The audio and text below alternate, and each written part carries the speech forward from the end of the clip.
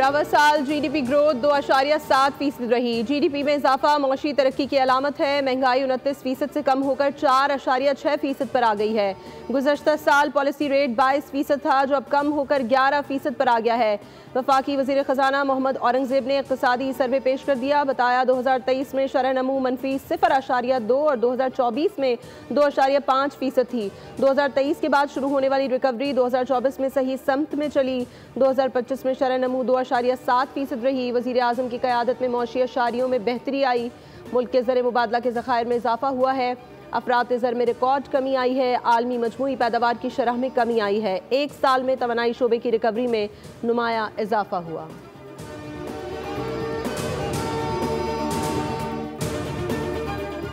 वज़ीर ख़जाना माली साल 2025 और 26 का बजट कल पार्लियामेंट में पेश करेंगे। आइंदा माली साल 18% इजाफे से दिफाई बजट 2500 अरब रुपए तक होने का वसी इम्कान है। बैरूनी कर्ज और सूद पर 1300 अरब रुपए की अदायगियाँ करनी होंगी। वफाकी बजट के अहम खद्दोखाल सामने आ गए। मजमूई हजम 17,500 अरब रुपए मुकर्रर किए जाने का तखमीना लगाया गया है। आइंदा माली साल तरसीलात ज़र का हदफ 39 अरब 43 करोड़ डॉलर से ज़ायद रखने की तजवीज़ पेश की गई है। IMF की हिदायत पर आइंदा बजट में किफ़ायत शियारी मुहिम पर सख्ती से अमल दरामद किया जाएगा। तमाम वफाकी वजारतों और महकमों में नई गाड़ियाँ खरीदने पर पाबंदी, बिजली और गैस के बिल महदूद रखने की पाबंदियाँ शामिल हैं। गैर ज़रूरी ज़िमनी ग्रांट्स के इजरा पर भी पाबंदी होगी।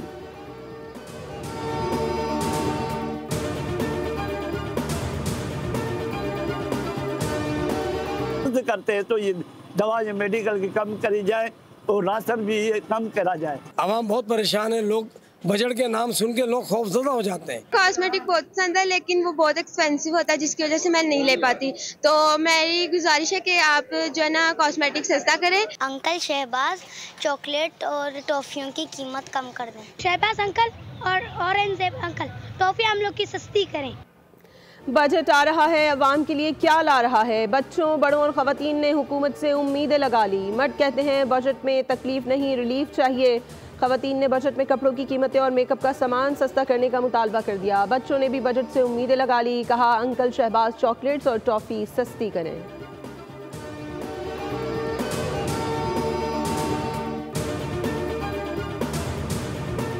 भारत मिस इन्फॉर्मेशन और डिस इन्फॉर्मेशन फैला रहा है। सिंतास मुआहदे की मुअत्तली आलमी कवानीन की खिलाफ वर्जी है। पानी हमारी नागुज़ीर ज़रूरत है, इस पर कोई समझौता नहीं होगा।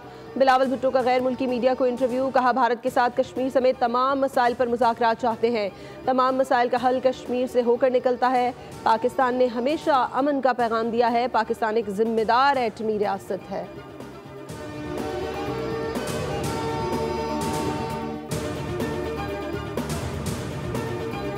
कराची के इलाके लांधी में कायम एक्सपोर्ट प्रोसेसिंग जोन में लगने वाली आग ताहाल ना बुझाई जा सकी। कपड़ों का गोदाम और प्लास्टिक बनाने की फैक्ट्री भी लपेट में।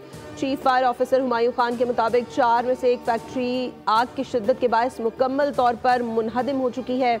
फायर ब्रिगेड की 10 से ज़ायद गाड़ियां और एक स्नाकल आग बुझाने की कार्रवाई में मुसलसल हिस्सा ले रही हैं। रेस्क्यू कार्रवाई के दौरान 3 फायर फाइटर्स जख्मी हुए, जिनमें एक की हालत तशवीशनाक है। उधर माड़ीपुर ट्रक अड्डा गेट नंबर 6 में वाक़ई केमिकल गोदाम में भी आग भड़क उठी। फायर ब्रिगेड की 6 और रेस्क्यू 1122 की 2 गाड़ियां आग बुझाने में मसरूफ। पाकिस्तान नेवी के फायर टेंडर्स भी आग पर काबू पाने की कोशिश कर रहे हैं।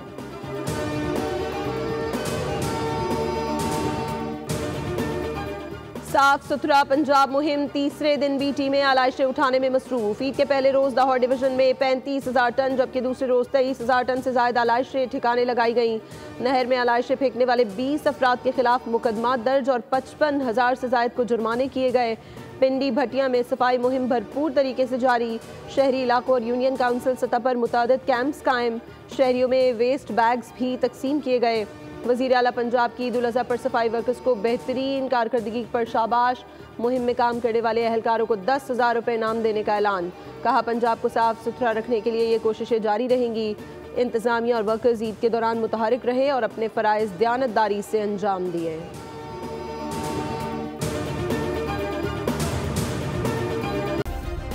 सब्सक्राइब करें और बेल दबाएं ताकि कोई खबर रह न जाए।